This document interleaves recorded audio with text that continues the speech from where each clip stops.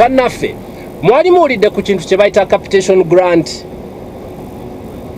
kakati kambabuulire capitation grant ze ssente gavumenti zeekwata neewa essomero erikola ki erina enkola eya UPE oba essomero bwe liba nga lya private nga naye basazeewo okukwatagana ne gavumenti bakole enkola eya UPE gavumenti ebawa ssente buli mwana gavumenti emusasulira ssente tubuuze ssente mmeka kasanvu buli mwana 7,000 buli mwaka every year. nti omwaka okuva January paka December gavumenti ejja kusasula shillings kasanvu taamu 3 shillings kasanvu si buli taamu kasanvu omwaka buli mwana mukitegedde kyekintu kye bayita mu lufutifuti capitation grant kakati tubuuza ssente ezo mwe mulowooza zimala omwana oba essomero. First of all, I'm just amazed because I'm a school proprietor, I have a school, and saying that the government is contributing only 7,000 for a whole year, I think that is a joke. It is a joke. It is a serious ridiculous joke. Because I'm imagining, I'm looking back at my school, 7,000 shillings can only buy you a pen, a pencil, and I think an exercise book. And that is the 7,000. That's it. Yeah. That's what you can do. Exactly. Okay. Now I'm imagining if I was to partner with the government and say, government, okay, I'm open to UPE. 7,000 is not going to help. It's not going to help. We've got teachers to pay. We've got school bills to pay. I mean, but the teachers' salaries is different. Teachers' salaries is different. But this is support for a support fund for scholastic materials and chalk. For the apparently, children, the capitation grant is not supposed to be used to pay teachers' salaries. It's just support. Just support. Now, what I'm imagining, okay, if it's going to support, where do I apply the 7,000? Because I think we have to go back to the drawing board and say. Now let's come back to the issue of the amount, because that's what we're talking about today. So the amount, in your opinion as a proprietor, 7,000 is just enough for a pen, a pencil, a textbook, an exercise book. An exercise book. Yes. Okay. All right.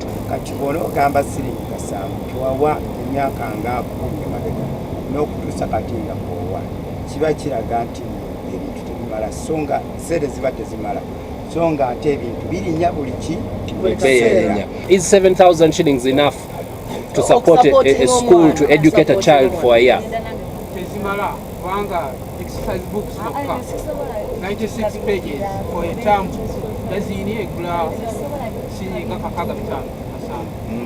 A dozen.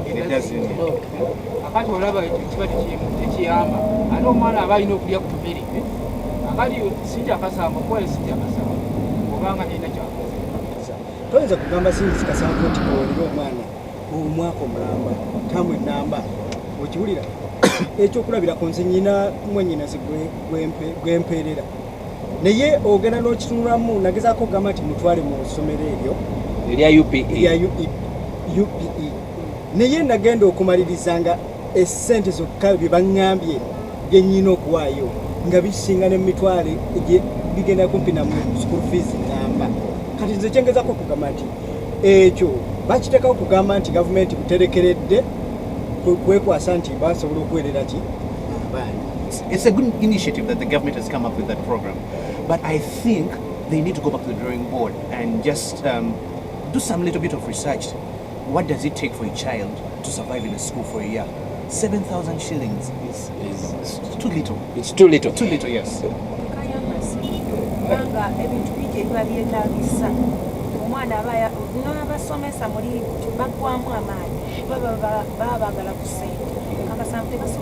naye mbadde ngamba nti akasanvu ako kayamba abaana abasinga ababadde batasobola kgenda ku ssomero bagende okusoma kubanga kaba tekaliwo oba tebagenze mu ssomero mbadde ndowooza nti ekyo kiba kikola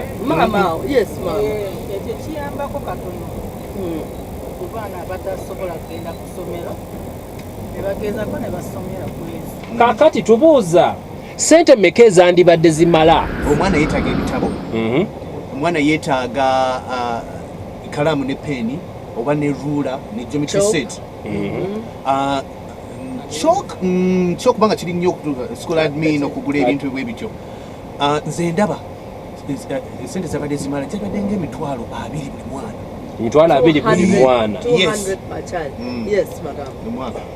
Yandibaddewo bwe kitwongera oyo gwagambye, it is because kuba a textbook ya mitwalo 2. But how can you say that 7,000 can be enough? It can't. To learn in school. Scholastic materials, yes. Yeah, a child needs like 50,000 at least per year. Since the government may not be able to provide enough money, at least 50,000 should be a 50,000. minimum. Yeah. Okay. Yes. Okay, kubanga kati wetugamba ono wagamba 50,000 ndala tekikola. Mugambe scholastic materials. Yes. Tulina ebintu bingi omwana ebitabo byagenda okusoma mu library, mulimu ebintu nga emizannyo okuzannya. Balls Yes. for athletics. Yes. Because these are things the school needs Exactly. to educate exam papers. Exactly. Yes, that's what the money is. So, Exactly. so in your estimation, it's 200,000 per child. Yes. Sentalo ekitono nnyo engeri abo mu kyalo gye batalina bulungi ssente katuve ku byekibuga mu kyalo kyetaaga emitwalo ekinene ennyo emitwalo 5 buli mwana. This is Minibuzz Chogereko, and we are talking about the capitation grant. We take a short break, and when we come back, we continue this conversation. However, as we are taking a break here and greeting the people in the taxi, take a look at what Mr. Deus Mukalazi from UWEZO had to say about this issue.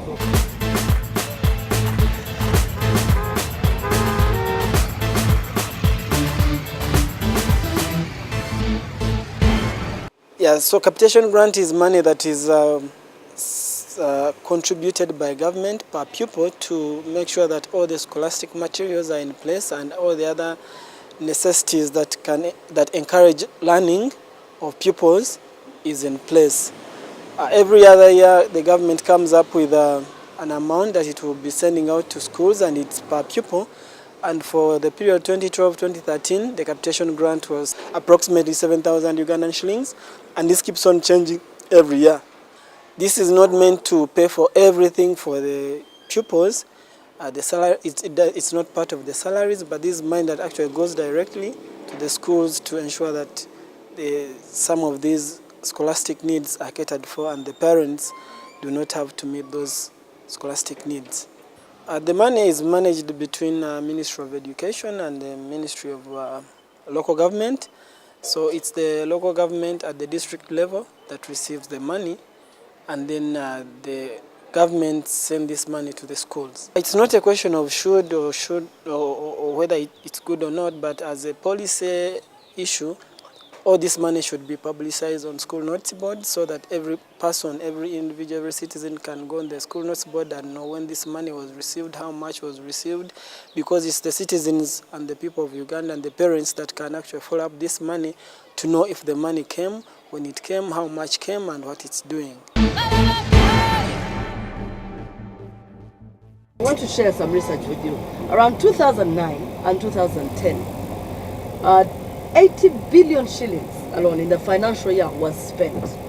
So we want to find out what can we do to protect this very little that is already there, to protect it and make sure there's a lot of transparency. So we are wondering, and publicity about it. So we are wondering, should it be televised for radio programs? Newspapers? How can we be transparent or put them on the notice board and make sure that it actually reaches the people and every kid gets... I think because usually every time there are parents, teachers, conferences and meetings, this information should be readily available to the parents. And parents also should take an initiative of asking, going to schools and questioning headmasters, can we have a look at the money that came from government? What has it done? And I think by doing so, we are creating a very good culture of being accountable and having integrity in the way we operate. Okay. List ejengane kusomero. Abana basase. Bategere ogenda wali kusomero ngomayanya mwana wange bamwalira service. Nemba uli abigendeyo. Osobola okukyekika ku kusomero na kyekika mawuli ne yaso. So gwe ng'omuzadde olina okubeera n'obuvunaanyizibwa okufinding out kiki ekigenda maaso n'omwana wo. balina odutimba ku masomero n'olaba buli omu n'akitegeera nti ogaba tebasobola kuzirya bazizze Ate n'ekirala ssente bwe baba zireleases okuva mu ministry balange ku radio kati sente zifulumye such that senga mama nga badde akola mu katale ng'asoma bukedde asobola okulalaga kankebereko omwana bamuwadde kwegamba information is readily available. Ate n'ekirala ssebo amasomero headmaster basindikire ng'abantu baba abazadde nti omwana wo sente ze bazifuna akitegeere kubanga abamu nabo basirika nakyo kiyambako ero kuziteeka mu mawulire n'okuweereza abazadde ti sente zatuuse omwana wo yafunye sente bamuweereza sente z'obuyambi bweziki kiba kiyambako naawe oba osobola okunoonyereza nti zazze zatuuse. So olaba kati ekintu ekirala kyembadde njagala omutegeerewo nti zino sente ziyinza okujja nga teziri mu cash form naye zizze in form of books, in form of chalk, in form of name it all, you know, all the exam papers. So it is not all about pocketing it. The money. You know, so you have to follow up whether your child has been availed. Twogedde nnyo kale bamemba banne boogedde nnyo ku mawulire naye mu kyalo omuntu ogula amawulire mu kyalo oyinza okusangako amaka abiri abasomye ku mawulire ago. Radio yate erina kyekola kinene radio kati mu byalo tukoze kwegamba wata empapula wezitatambula nnyo tuteekewo radio. We took to the street, asked the same question, and we were seeking your answers. Here are the answers we collected.